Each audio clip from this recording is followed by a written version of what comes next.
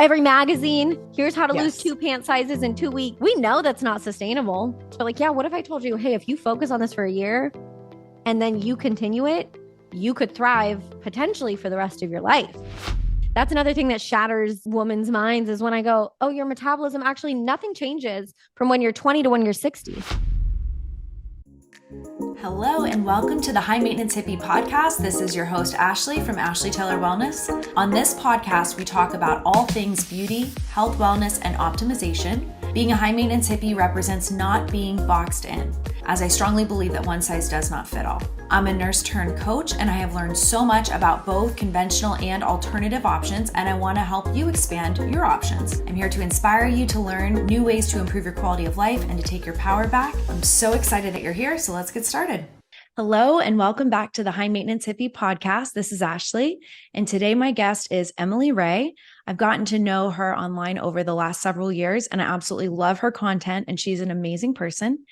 Emily is a health coach. She went to IIN, Institute for Integrative Nutrition, and she has a course called Balance Babe Blueprint, and she has over 1,500 women enrolled. I am one of them, and I just could not speak more highly of Emily, and she's so personable, friendly, and you're going to learn a lot today. So thanks for being here, Emily. Of course, I'm so excited. Yeah. So, okay. How did you get into the world of coaching and more alternative types of healthcare? Did you have your own health journey or story that led you to find more answers? Yes. I feel like that's a story with a lot of health coaches and people in like not traditional medicine. After Western medicine basically failed me, right? So I got on birth control at age 15 for honestly no reason that I can think of. I didn't have irregular periods. I didn't have acne. It wasn't crazy. I think my sister was put on it. So my mom's like, okay, we'll put you on it too, you know? Mm-hmm. And hindsight's 2020, right? She goes, I'm so sorry. It's fine. But so I went on it and I was fine for a while. Went through high school, went through college, graduated college, got a psychology degree, didn't know what I wanted to do, had literally no clue when I graduated. I love people. I love psychology. And so got the psych degree. And then I kind of stumbled into health coaching. I was just introduced it randomly in Costa Rica. This couple, I met them at a cafe. I told them, they said, oh, congrats, you just graduated college. I was on a trip, like graduation trip.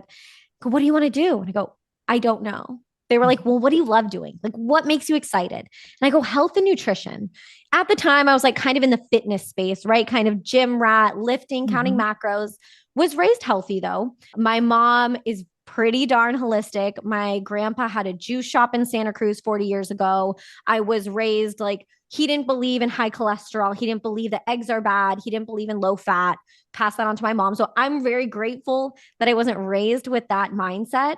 But I stumbled into health coaching. I looked it up. I enrolled the week I got home from Costa Rica. I was like, this sounds so cool. After deciding, getting a psych degree, obviously, didn't want to be a therapist. It just didn't interest me. And I was like, nutrition, like food. I truly believe that food can heal people in a different way, right? So I enrolled in IIN, and that's kind of, funnily enough, where my health started to backfire in that time. They teach you about a bunch of different diets. They teach you about veganism, paleo, all of these things. I, in that time, went vegan.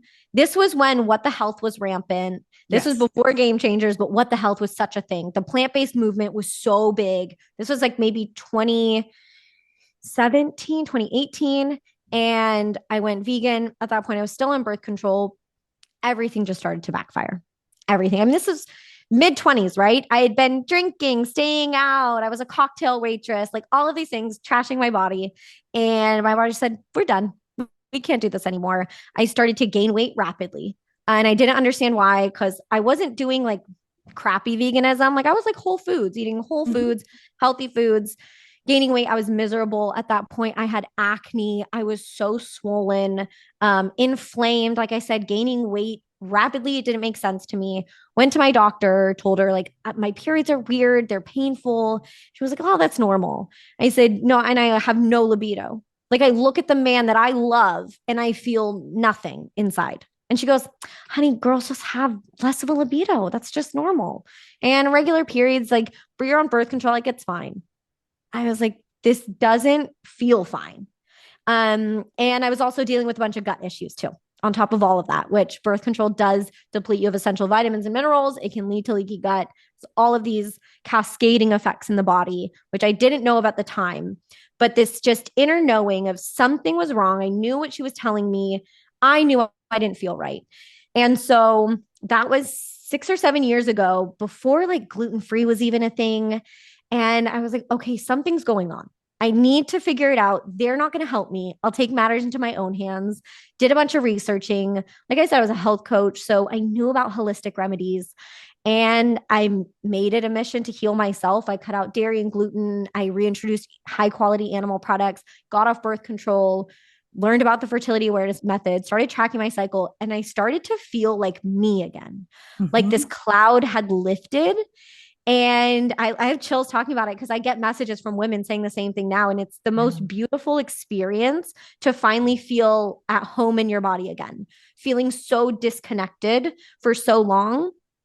And once I figured that out and I started to heal myself, I said, I am going to do whatever it takes to help women not go through what I went through. And so then I started taking one-on-one clients, group coaching, and then I moved and I created my online course from all of that. And that's where I am today. Amazing. So we'll talk more about the course at the end. Yeah. But just to touch on that briefly, I think a lot of people, myself included, I was all about the supplements in 2017, 2018, similar timeline. That's when I had my health issues and my hives. So all about supplements and biohacks, but I was skipping the foundation. And I think so many people are like, no, I'll sleep when I'm dead. And what do you think about the foundational habits that are so important for our hormones, but just our health in general? What are some of those that come to mind? Yeah. I mean, you always hear like you can't out supplement a poor lifestyle or bad habits or, I mean, night shifts, for example. Like you can't reverse that. There are things you can do to help in the meantime, but that's doing such bad damage. But the foundation, truly, like, what are the things you're doing every single day? You're drinking water, right? So how can you make your water work for you? You can add minerals, you can add salt to remineralize, rehydrate. When we sleep, we lose a liter of water overnight just from like our perspiration, respiration. Yes. And on top of that, water seeks minerals. So if you're drinking plain water, just reverse osmosis or, Brita, whatever you have, filtered water, it still is filtered. So that's good, but it's lacking the minerals, which are naturally occurring in water. So if you drink plain water is what I'm going to call it, it seeks out the minerals in your body and then it will then flush those out.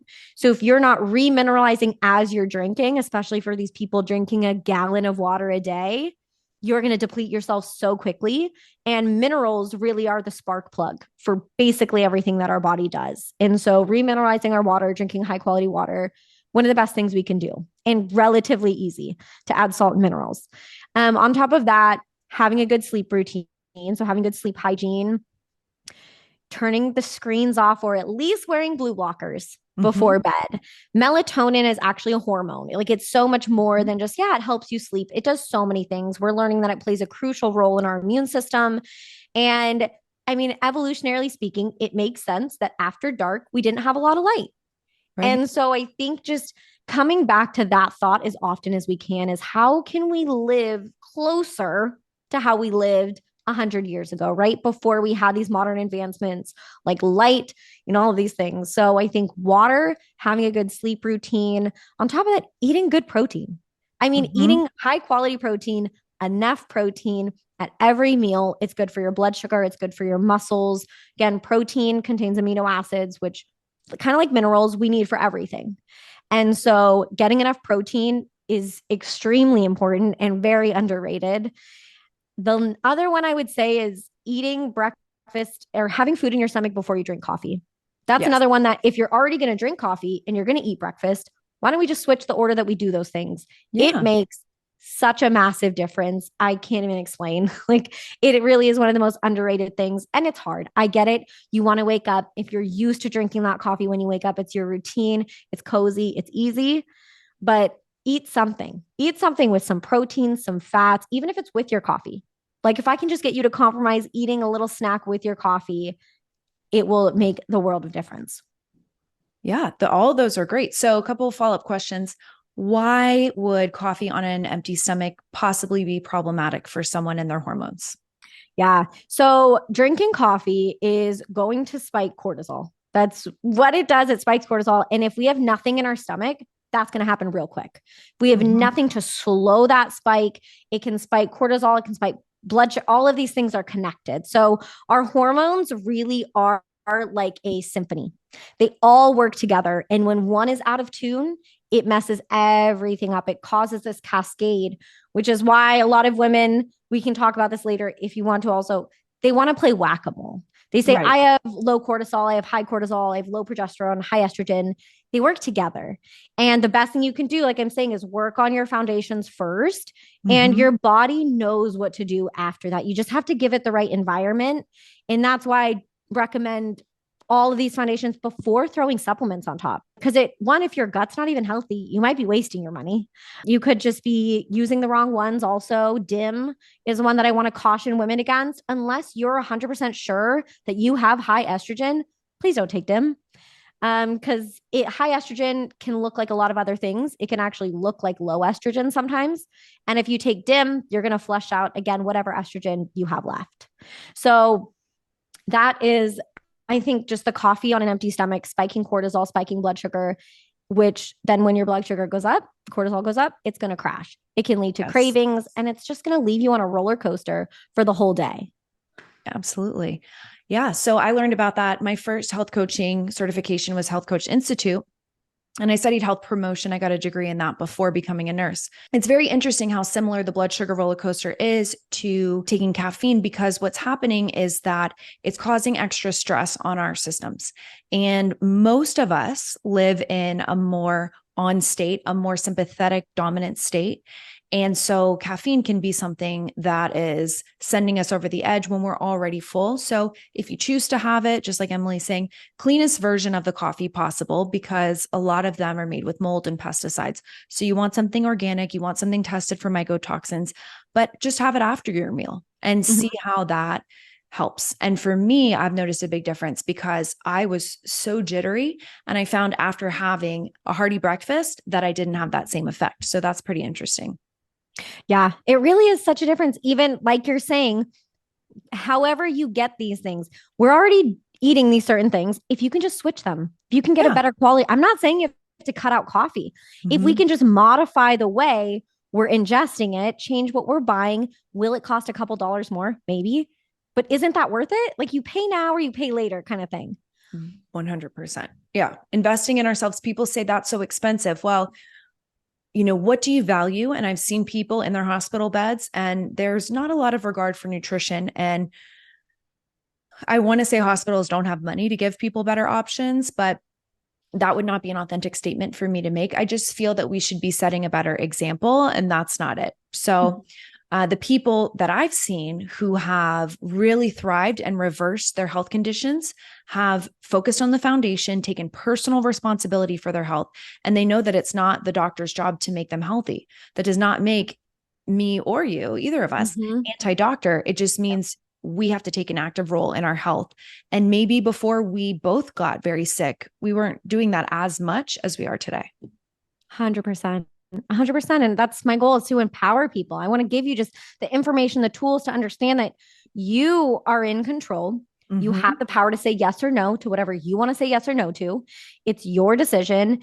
And your body has an innate intelligence. Okay. We were divinely created. Our body isn't against us. Okay. Our body wants to live, it wants to thrive. And so there's just something stopping it. And like you're saying, we all, for the most part, live in a fight or flight kind of situation. Mm-hmm. And that can't change, right? We all can't move to the countryside and churn butter and, wake up when the sun rises and go to sleep when the sun sets. It's not realistic. And I don't want anyone to ever think that they have to go to these extreme, crazy lengths or that they can't be healthy living in a city. It just takes a little bit more. Yeah. I love that you mentioned that too, because, well, the podcast is called the High Maintenance Hippie Podcast. And there Oh was a yeah. point in my life where I wouldn't even go to restaurants. That season, though, was appropriate because anything that I ate would cause me to break out in hives. But then I realized it's not about avoiding all toxins. It's about checking in with my body, knowing how to listen to what it's telling me, knowing what feels good so that when something's off, I may not know what it is, but then I get the message. So symptoms are messages. And you Mhm. mentioned acne, weight gain. What about any mental health symptoms? Do you remember feeling anxious, depressed, Oh yeah. anything like that? I mean, you said no libido as well, or very Yeah. low. And that was really scary. That was one of the scariest ones. And when I talked about that online, I've had so many women reach out and say, oh my God, I had the same thing. Like, I thought there's two sides to this coin. I thought I wasn't supposed to be with this person, even though I loved them so much. I thought that meant something. But then if you're on birth control and get off, you might break up with your boyfriend because it does affect mate selection, which is another crazy thing. But yeah, Yeah. my mental health was horrible. I was very, I mean, on birth control. I went through 4 different birth controls in 1 year. I was like Goldilocks. I was like, I just need to find the right one. That's the Yeah. problem. And so I went through 4 different ones. One of them made me so I've never experienced something like that. I was so depressed. I couldn't get off the couch. There was these like this mental battle in my head of Emily, go for a walk. You'll feel so much better. Just go for a walk. And feeling like I physically couldn't move. And it Yeah. was terrifying. And I called my doctor. I said, I have finals next week. Like, I can't feel like this. And she was like, oh, we'll switch you to another one. And that was kind of the beginning of maybe this is not the answer. So that happened. My anxiety was terrible. Partially, I'm guessing a big chunk of it was due to my gut health. And we Mhm. know like a majority of your serotonin, 90% is produced in your gut. And serotonin is the hormone that regulates your mood. And so if your gut is messed up, your moods are going to be messed up. Not to mention, if you're on a blood sugar roller coaster, like I said, these things are a symphony. And so we can't play whack a mole. We need to work on the foundations. But I was like that typical, stereotypical psycho girlfriend, honestly. Like crazy, controlling, calling, crying, mental break, like nervous breakdowns, like heaving, crying, sobbing. And all the while knowing that it wasn't me. Like it's almost like an out of body experience when these things are happening. And it feels even more scary when you're aware that you're like not in control. There is this disconnect. Mhm. Um, and that's probably where I reach my breaking point is like, I can't live like this. Like, I'm going to ruin my relationship. I'm going to lose this person that I love so much. And it's not worth it. Like, I need to get this under control. And so it was really scary being on this roller coaster on a day to day basis, not Yeah. knowing when I wake up tomorrow, am I going to be in a good mood or am I going to be depressed? And I know it's normal and it's common to Common. Yeah. think, yeah, I know I want to catch myself. The difference between normal and common. It's common to feel emotional and hormonal and mood swings and this and that. I'm just PMSing. I'm on my period. It's not normal to be on that kind of roller coaster. These massive extremes are Mhm. not normal. They're common. And that's the biggest disconnect. Yes. Common has been normalized. Yes. Not sure that it's normal. I don't use that word. I mean, I certainly don't think I meet the criteria anyway, but these things have been normalized because it's so common. And even as a nurse, I would look around and I'm like, oh, I'm healthier than the majority of these people. So I don't really need to worry about my health. But Mhm. my body quickly told me otherwise. And when you said that you had trouble focusing, it wasn't just an Adderall deficiency. Yeah, I'm exactly. kidding. No, literally. I mean, all of these things. And for a long time, I really think, and this is a whole other nervous system. I mean, we could talk about that for hours, that Hmm. I thought I had ADD or ADHD. And then I learned about dysregulated nervous systems. And I Yes. was like, oh, no, I've just been so dysregulated for so long that I'm constantly in fight or flight. Like, if you're in fight or flight, no, you can't think about tomorrow. You can't Right. plan. You can't think longer than right now in this moment. Everything feels urgent, can't focus. That's nervous system dysregulation. And I think it gets, and I, ADHD is a thing, right? Like Daniel, Sure. my boyfriend, Absolutely. he was diagnosed at age 7. Like he definitely displays like the classic symptoms. But for me, it just I lined up with certain symptoms, but the diagnosis didn't feel right. Mm-hmm. And then once I was like, I really worked on nervous system regulation, I realized how massive of a role our nervous system plays in everything. Yes. So this isn't something I plan to talk about, but I'm so glad that you brought it up. That was the biggest piece that was missing in my health. It was the hardest thing that I had to do because slowing down was just not an option in my mind because I equated my worth with how much I was doing. The truth is, when I rested more, I was more efficient, more productive, and happier doing the work. But how can the body heal if it's in go, go, go mode? And that's something that I think people have great protocols, great practices, and they're skipping over that slowing down piece. So, Yeah. what helped you to be able to learn to regulate your nervous system and perhaps feel more at peace with less stimuli and a calmer environment? Because it sounds like, oh, I would love calm. But for a lot of people, if we're used to chaos, it actually doesn't feel as comforting as we think. We Yep. choose what's familiar. So, yeah, what helped you with nervous system regulation? Yeah, it almost feels like anxiety if you're not used to being calm. And Yeah. I wasn't. I mean, I, my mom told me I stopped napping at 1.5. I stopped napping at 1.5. So after that, I was go, go, go. I never stopped talking, which is another sign like you're constant, that's self stimulation, basically. You're Okay. just talking, talking, talking. I mean, in the first couple of years of our relationship, Daniel was like, you don't sit. Like, what's up? Like on a Sunday afternoon, you don't just want to chill. And I was like, not like it's nice outside. Like, why? We should be outside. We should be walking. He goes, oh my goodness. And I realized, like, I thought it was lazy. The same thing. Like, if Yeah. I'm not being productive, I'm lazy and it's bad. And then if I would look at my work and at my all of this, I'm not thriving. I'm Mm-hmm. not thriving having things going all the time. So, yeah, at first, it's going to feel hard. It's going to feel weird. You're going to feel anxious. I almost had to force myself to sit and I would put my phone away. I think that's one of the biggest things. If you feel like you're constantly ping ponging back and forth between things all day, if you can be off your phone for the first hour of the day, do not reach for your phone the second you wake up.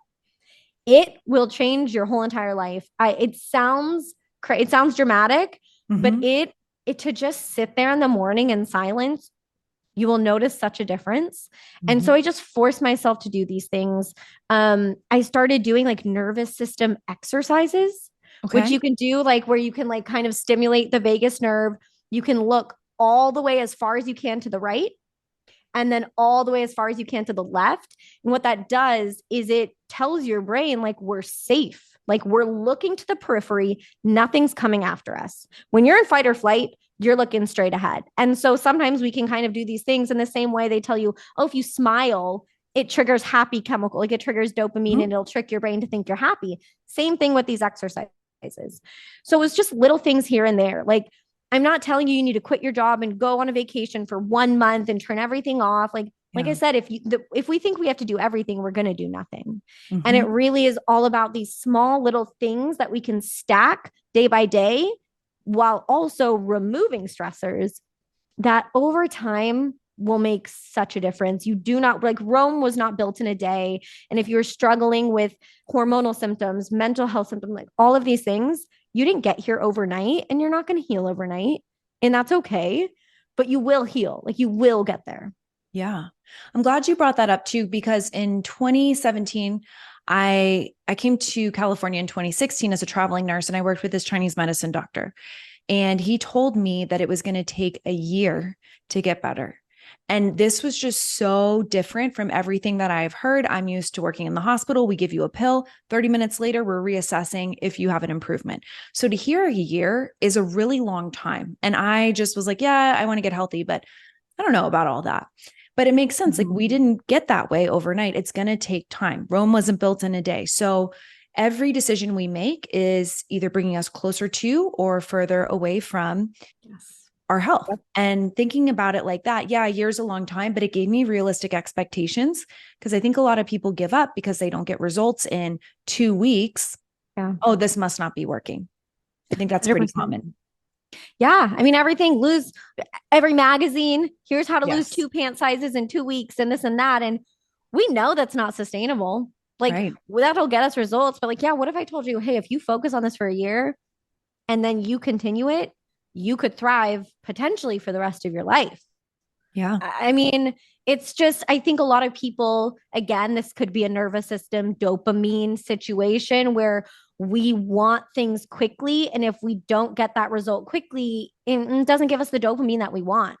So, Yes. this like long term delayed gratification is a lot harder, but it's so worth it. And you're so right Mhm. when you say, like, every single thing you do, eat, consume, watch, listen to, is harming you or it's healing you. And that sounds scary. And I get a lot of hate from like TikTok dietitians and people like that. There's no such thing as good or bad foods. And it's like, yes, there is. It's naive to think that there's not. I'm not saying anyone is good or bad based on Right. the decisions they make or what they put in their body, but it's naive to think that what you eat, consume, everything in your environment isn't having some effect on you. And I think it's empowering because that means you're in control. Exactly. That's exactly what I was going to say. It's to me, that's very empowering when I Yeah. see on my Aura ring, and I believe you have one too, right? Yep. Yes. So I'll see different things and people will be stressed out if their heart rate variability is low. I work with a lot of clients and I ask them to use an Oura ring if it speaks to them. And I'm like, great, we have something to work with. And you'll be able to see how honestly, most of the clients that I work with, what they need the most, they think they need to be doing more. What seems to serve them is more restorative time, more slowing down. But we've got to work through the beliefs and all of that. So it's all just very interesting. And once again, I think we just skip over a lot of the foundational things. Yeah, I love my Aura ring. I Yeah. love it. I think I love data. Like I'm such a science data nerd. And I just think, yeah, you can get so many insights from it. It's also so much better looking than an Apple Watch. Yes. Everyone can agree on that. We're not spy kids, okay? And it's just sleek. You can put on airplane mode, no EMFs. It still tracks all the data and it Hmm. can give you pretty much any insight. And you know what the thing is? People don't want it. People don't want to know that that glass of wine, that 2 glasses of wine an hour before bed is going to mess them up for 2 days. And I think Yeah. that's the hardest part is like sometimes we want to live in denial and that's hard. You can only do that for so long. Yes. I'm so grateful for my time in the hospital because it showed me the lady who teaches not my gym class, but the gym class that I go to, she's in her early 60s, vibrant, colorful, like the clothes she wears, loves to I play always 90s try to jams. imagine what she looks like when I hear you talk about her. Like I've heard you mention her, and I Yeah, just I love imagine this her. like spunky older woman. I'm like, God, she just sounds like a little firecracker. She absolutely is. And I look at her so full of vitality and life. And, I had a belief, oh, at 40, your life is over. You're not going to have energy. And then I looked at patients in the hospital who were the same age and I looked at the differences. And I just observed for a while, what are these people doing versus people who are alternative? And I just have a lot of evidence that 60, 70, 80 even does not have to look like we've been conditioned to think, but what is common and what is being normalized certainly will not be my reality if there's anything I can do about it. And I feel that from you as well. 100%. Yeah. 100%. That's another thing that shatters women's minds is when I go, oh, your metabolism actually nothing changes from when you're 20 to when you're 60. And they're like, what? I go, yeah, nothing actually changes. It's your toxin load. It's all of these things that affect your liver, your metabolism.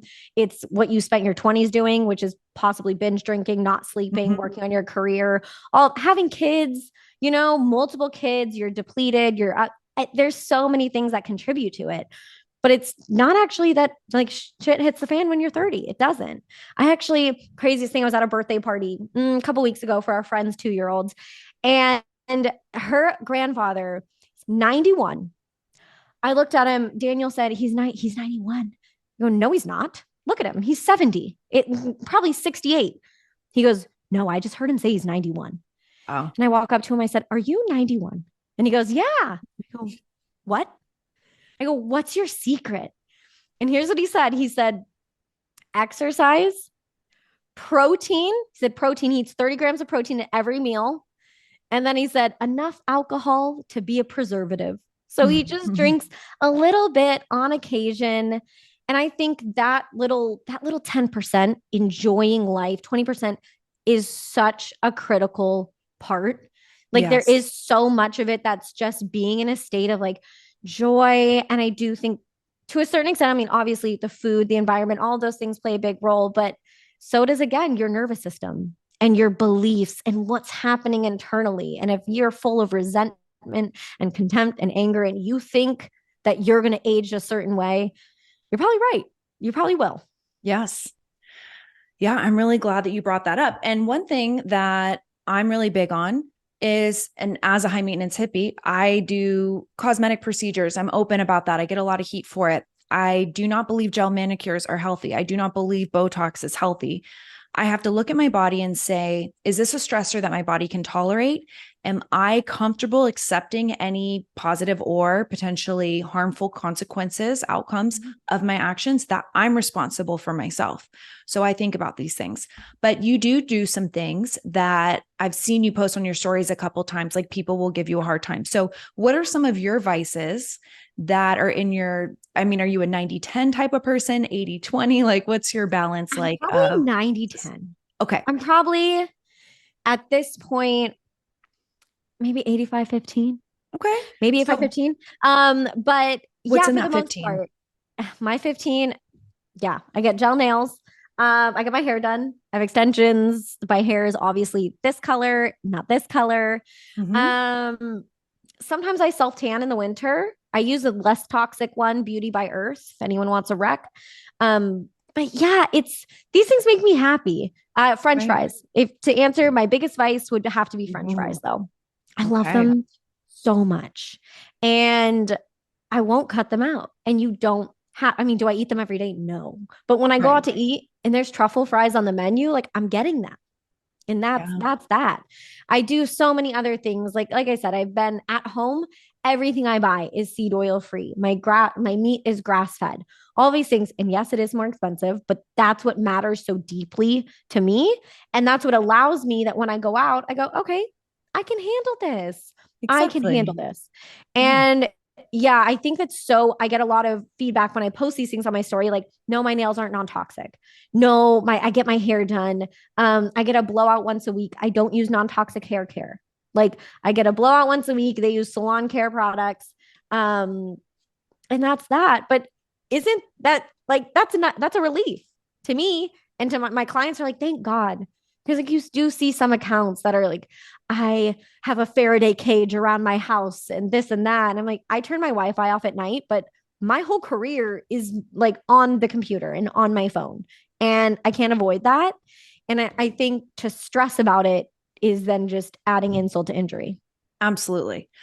But even for, some of the examples that you use, French fries, what if you're going to have French fries, what negative effect would that cause? Is there anything that you can do and or possibly take to minimize some of that collateral damage or some of the effects from the French fries? Yeah. So the worst part about French fries is going to be what they're fried in. And I mean, there are certain restaurants, God bless, and some in California, I'm sure some in Arizona that use tallow, that like on their menu, they're like, we don't use seed oils. That's not common. And people ask me, like, how do you find 99.9% of restaurants, it's going to be canola oil. Like, honestly, don't bother Mm. asking unless they have a neon sign on their wall, basically. You'll They'll let know you know if if it's they're getting not. the good stuff. Yeah. Exactly. But there are certain things you can do. I mean, so I said the worst part is the seed oils. And what's so bad about seed oils is that they have one, they can go rancid when they're fried and all of that. It's just so highly processed. And they're very unstable, especially when exposed to heat. And they're high in omega 6s. In our body, we want a proper ratio of omega 3s to 6s. And seed oils are super high in omega 6s, which can lead to inflammation in the body. Right. And another thing I want to talk about is like stressors, because everything can be a stressor, right? And so I think that's another important thing to talk about. But the worst part is the omega 6s. Now, vitamin E is really helpful in protecting and kind of offsetting, minimizing some of the inflammatory effects from these like oxidative seed oils. Mm-hmm. So you can take, if I'm going to be at a restaurant, I pop 2 vitamin E and I go about my night. And so Right. there's certain things that we can help. I mean, anything antioxidants can help, like with free radicals. All of these things help support our immune system, reduce our toxic load, right? Coffee enemas, for example. I'm team coffee enema. I did your course like 2 years ago. And it was when I got into parasite cleansing and all that. And it changed my life. I mean, I could talk for hours about parasite cleansing because I'm not even the same person as I was 2 years ago. I mean, I'd be happy to do a part two on that topic because we talked a lot Yeah. about it when you were getting started. But for me too, it was a life changer. I mean, I was pooping. I had these floaters in my eyes that went away. My sugar cravings went away and my mood was better. And I'm like, is Yeah. this what I feel like? Like, Yes. It's that feeling. yeah. Is this what it's like? Is this what like life is like? I mean, I had a lot of, I think it's liver stuff. I had a lot of anger. They Yeah. led to a lot of emotional issues for me. Um, and deep anger, like scary, like I've never experienced before. Mhm. And again, that like this is not me. Like I don't know who this is, but this is not me. Gut issues, sleeping issues. I used to be very sensitive. Like I used to have the perfect conditions to sleep. I used to have an hour of wind down time. Everything had to be dark. I had to have this, I had to have that. And if I didn't sleep well, even if it was like not great, just slightly, I wasn't even functional the next day. And Yeah. I'm like, I should be able to. Where my head went to is when I have kids, what on earth am I going to do? Mhm. I can't function like this. And so I honestly went on a limb. I didn't do any testing. I was just like, couldn't hurt, couldn't hurt. And I never looked back. Oh, I'm Yeah. so grateful. I'm so grateful. It's a life changer. And, the goal isn't to get rid of all parasites, just like we don't want to kill all bacteria in the body. We all have staph, we have C. diff, we have Yeah. different organisms, but are they in balance? And, I do think it's more common in other countries to do parasite cleansing. Here, we don't need it, yet we'll do it for our dogs and pets and And things like horses that. and cats and pigs Yeah. and all animals. Yeah. If I had cats that were walking on my kitchen counter, that would be a big one. Yeah. But yeah, it changed my life too. So I think that's something where I'm never going to say one size fits all, but Yeah. that was And I don't want to not freak anyone something. out. Yeah. Like it's not like you should run and go do it right now if you're just look into it. It's just one of those things where if it resonates, like I felt this Mhm. like, yeah, yes. And so you just have to listen, research, and if it resonates with you and it's speaking to you, look more into it. Yes.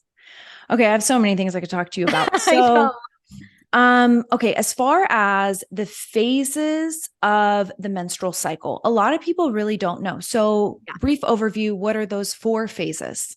Okay. This is my like Spark Notes version of the phases of your menstrual cycle.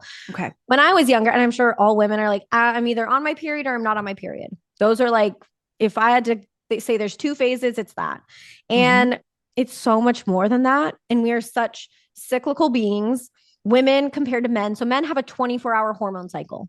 Like that's why they can get up and go every day. They're the same. They reset. Good for them. It's great. Um, we're not. We're much more sensitive and cyclical. So we have about a 28-day cycle, right? A month-long cycle. And our body goes through 4 phases, similar to like the seasons, right? So you have spring, summer, winter, fall.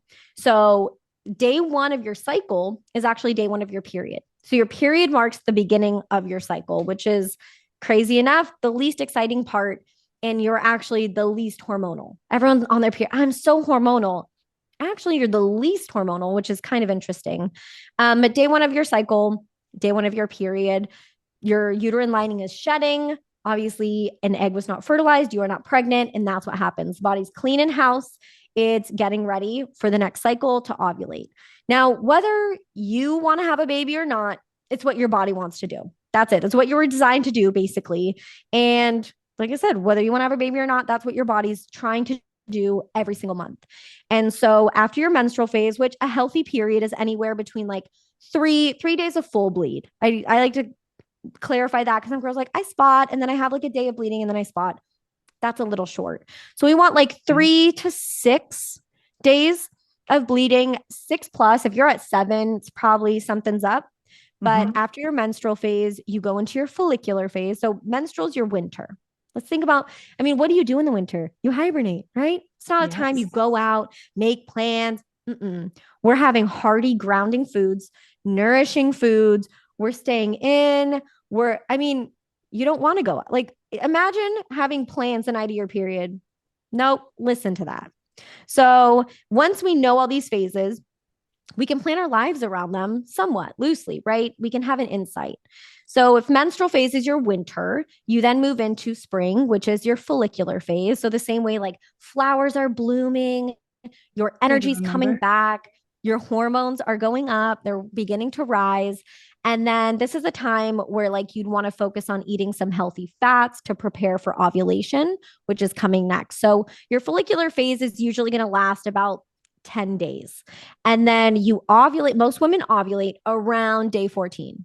Around day 14, the period, this is where the period tracker apps get it wrong. They put that like little flower on day 14.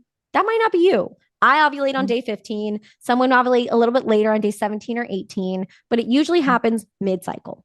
And then ovulation is the main event of your cycle. This is when you release an egg. This is when you're fertile. This is your summer. This is your summer. You're feeling hot. Libido's the highest. Energy should be the highest. You feel amazing. The craziest thing during ovulation, like you're so weird. The bone structure of your face shifts slightly, like ever so slightly. The whole goal is to make you look more attractive for a potential mate. So, what happens during this time, your features soften a little bit. You have this glow. Your skin looks better. Usually, your skin looks super hydrated. If this is the time when you feel the worst, that's a sign that you possibly have some like high estrogen, because this is when all hormones are at their highest. So, if you already have higher estrogen and then it's peaking, this is probably when you would feel like inflamed, bloated, retaining water, maybe moody, maybe breaking out. It's another sign that something's off, because you should feel your best. And then we move into your luteal phase, which is like your fall. Your autumn seasons are changing. So this is when you go from like fertile to going to get your period after luteal phase is over. Longest phase lasting anywhere from like 10 to 14 days. 10 is on the lower end. That would indicate that maybe you have on the lower end of progesterone. During this time, this is when your body would be nurturing a possible pregnancy. Now, Mhm. like I said, whether you want one or not, whether you're trying to or not, this is when you would be nurturing a possible pregnancy. So actually, your immune system is slightly suppressed so that your body accepts it, doesn't reject it. And so some women get sick during this time. If you notice, you're like, I always get sick. I always recommend during your follicular phase and everything, focus on vitamin C rich foods to help support that. Vitamin C rich foods really all the time. But if you find yourself getting sick in your luteal phase, that's the reason. It's also your body's on high alert. So when we talked about kind of earlier that if our stress is already here, there's things that tip us over the edge. Right. So during this time, our stress threshold is much lower. So we want to pull back workouts. If we're doing intense workouts, pull them back the week before your period. Your body's on high alert, pull them back. Your metabolism increases about 10%. You want to nourish with some extra carbs, sweet potato, carrots, things like this, maybe a little dark chocolate for some magnesium. Don't go crazy. I'm not saying like have another cupcake every night, but Right. nourishing our body with these extra carbs to offset that. The goal at the end of the day is to help our bodies feel safe. There's Mhm. something going on if our period's irregular, if it's missing. It's the canary in the coal mine that our body doesn't feel safe. If the main goal is to have a baby and our menstrual cycle shuts down, it's because our body's like, oh, nope, we can't have a baby right now. There's something going on. Alarms are going off. Let's just not worry about this. And so that's kind of what it all comes down to, is helping our body feel safe. And once we know these phases, we can shift things slightly. Like I'm saying, just don't make crazy plans on your period. Pull Mhm. back your workouts in your luteal phase. Plan photo shoots, filming content, interviews, first dates during ovulation. It's Yes. just kind of a cheat code. I like to explain it that way. It's like learning your cycle is like learning the cheat codes to your life as a woman. Absolutely. And I love that you addressed that men are on a different hormonal schedule than women. So that is 24 hours. So quite literally, this is a man's world. We are expected to feel the same every day and hit the ground running, but that may not actually be serving us.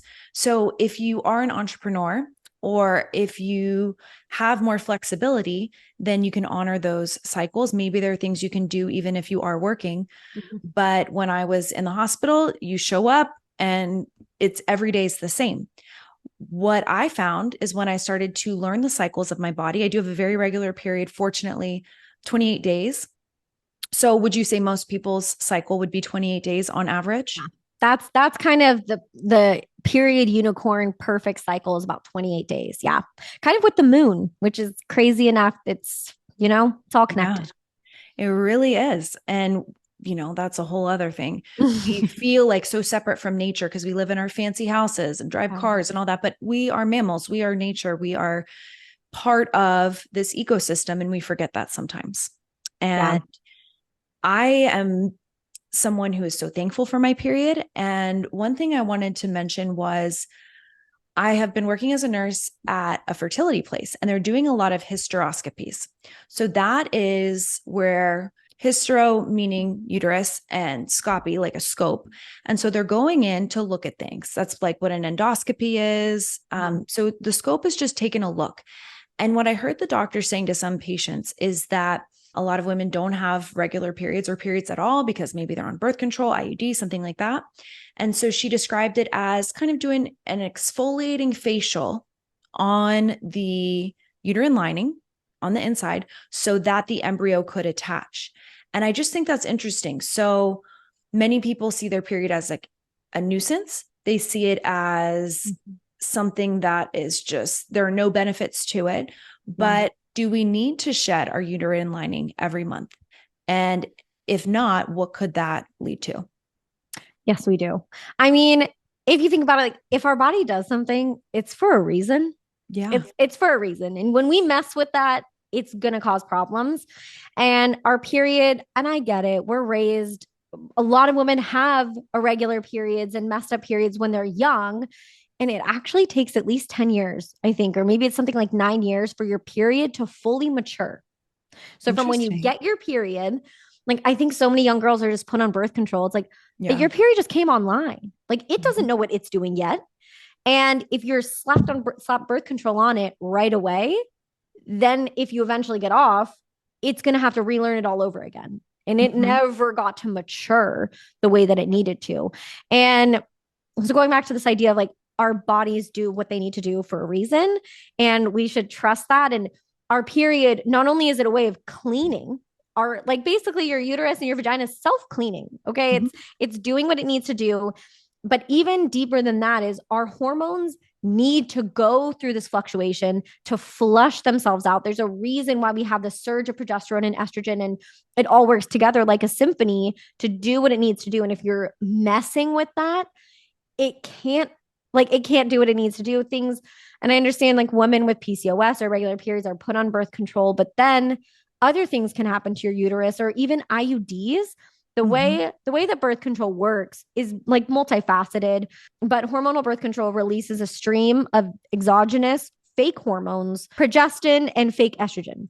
They're Yep. not real hormones. It's not regulating your period. It's not fixing anything. It's shutting it down completely and introducing fake hormones. And this is just going to cause so many issues in the long term. But so, what it does by that is it basically puts your body into like a post-menopausal state.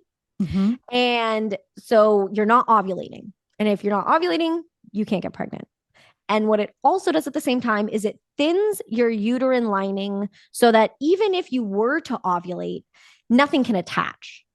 And I just think that if you're thinning it, then once your body, if you get off birth control, you've disrupted that for so long that it Mhm. could potentially take so much longer for your body to go, oh, this is what we're supposed to be doing. So if your uterine lining isn't thick, it's not cozy. It's not cozy for a baby. Nothing can implant. And you're gonna have a really hard time getting pregnant. And it's just so frustrating that so many women are put on birth control and told like there's no long once you get off you can get pregnant, like you're fine. And it doesn't affect fertility, but it does, just not like Mhm. directly. And there's just I wish there was more informed consent about that because it breaks my heart. Absolutely. Yeah, Dr. Jolene Brighton, I'm sure you've heard of her. She has a book called Beyond the Pill, and she doesn't advocate that women not take birth control, but she does educate on what nutrients would be depleted. And that's really important for Adderall, for birth control, for anything. Mm-hmm. It's not a choice that I have made for myself. I've been off of hormonal birth control, really all birth control, for at least 10 years. I didn't like how I felt. I didn't want to have sex. I gained weight. I was crazy. And I'm like, I don't even think I'm going to be able to keep a relationship feeling like this. But it's just important to know, if we're going to choose certain things, how could that affect my body and what do I need to do to support it? And that's a really level-headed, in my opinion, middle of the road approach versus this is bad, this is good. You have to weigh your pros and your cons, but so many people think they can get pregnant every day of the month. And that is not true. That is not true. Yeah. It's wild to me. It's wild to me. And I'll still get messages or comments when I say it of like, well, you can, the chances are just higher when you're ovulating. And I'm like, no, the chances are zero unless you ovulate. Like you can't get pregnant unless you like release an egg. Quite literally, it's not like immaculate conception. And it's 6 days. Ovulation is a 1-day event. As soon as that egg is released, it starts to die. So ideally, if you're trying to get pregnant, having sex a couple days before that in that fertile window is the most ideal time. But yeah, sperm can live for up to 5 days. Ovulation's a 1-day event, 5 + 1. That's 6 days out of the month that you can get pregnant. And why aren't we taught this? This is the most basic ground level information about the way that our body works. And it's like we get the like mean girl sex ed. That's like, don't have sex because if you do, you'll get pregnant and you'll die. Good luck. Exactly. So even the phases of the menstrual cycle, that it's important to have a period, because when I was learning more about detox, in a way, that's a form of the body letting go of something that it needs to let go of. Part 2 coming. One of my new favorite finds ever is the plasma mask from Iuna. I get it at Citrine, and I use this brush to apply it. It is amazing for drainage and tightening, and it helps to move the lymph around in the face. So if you're someone who gets puffy, it is a go-to. And I use it before recording podcasts, before going to events. If I am recording during the menstrual phase of my cycle, I might be a little puffier. I had a lot of sugar the night before or a glass of wine or two. This is amazing. But I wanted to share about it. I absolutely love it. And it is one of my favorite new finds. You can use code Ashley Taylor Wellness to save 10% on your orders at Citrine, with the exception of Kypris Beauty, Vintner's Daughter, and Therabody. Thank you for listening to the High Maintenance Hippie podcast. If you enjoyed this episode, please subscribe to the podcast, rate it, and leave a review, ideally a 5-star review if you loved it. All of this is free of charge and really helps me to be able to run the podcast. If you take a screenshot and tag me, I'll repost you and shout you out on Instagram. So tag Ashley Taylor Wellness and High Maintenance Hippie podcast. If you have any feedback or guests that you'd like to have, I would love to hear from you so that I'm not just talking at you. I really want to deliver things that are valuable. So send me an email with any feedback, suggestions, or ideas for guests at ashley@ashleytaylorwellness.com. And I will leave you with a disclaimer. Please know that this is not medical advice or a replacement for seeking medical care. Everything discussed on this podcast is for educational and informational purposes only. Always consult with your medical provider before making any changes. Thanks for tuning in, and I'll see you next time.